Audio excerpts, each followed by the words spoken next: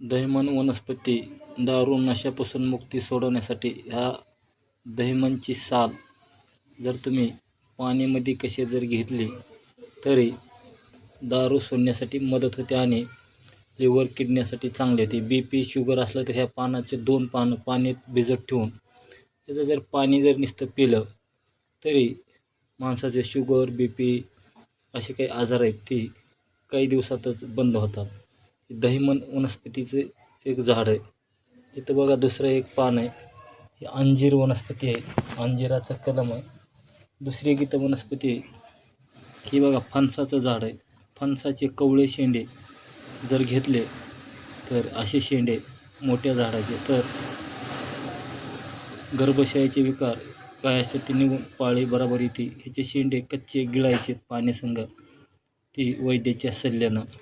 तर बघा इथं काळा अंकुल आहे. अंकुलाचे जे झाड आहे त्याला काळा अंकुल म्हणतात. ही तुमच्या पोटात जर काही खाऊ घातलेलं असेल काही नकारात्मक शक्ती वशीकरण जादू टोना जर खाऊ घातला असेल तर काळ्या अंकुलची साल आणि कुंभी एक वनस्पती ह्या दोन्हीची साल एकत्र करून चिमट जर खाल्ली फक्त एक चिमट दोन्हीची एकत्र करून खायची तर असे जर काही दिवसांनी खाल्लं तर एखाद्या दिवस माणसाला उलटी जुलाब पण होऊ शकतात. एखाद्या माणसाला ते असलं तर असे इथं आपण झाडं 2-3 लावलेले.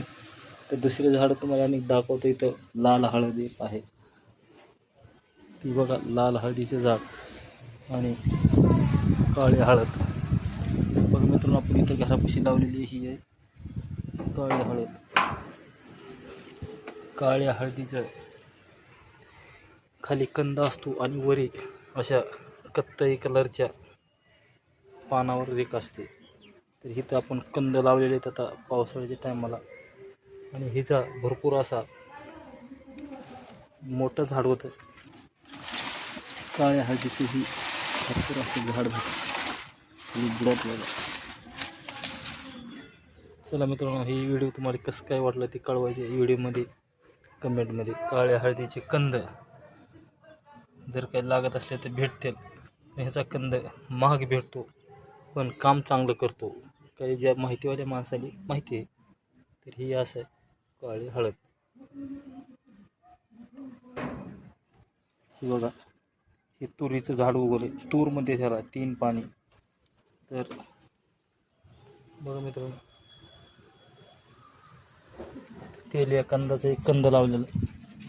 तेलिया कंदाचे पान आहेत हे सुकलेत काही. तेलिया कंद आहे. तेलिया कंदातला एक कंदाची जात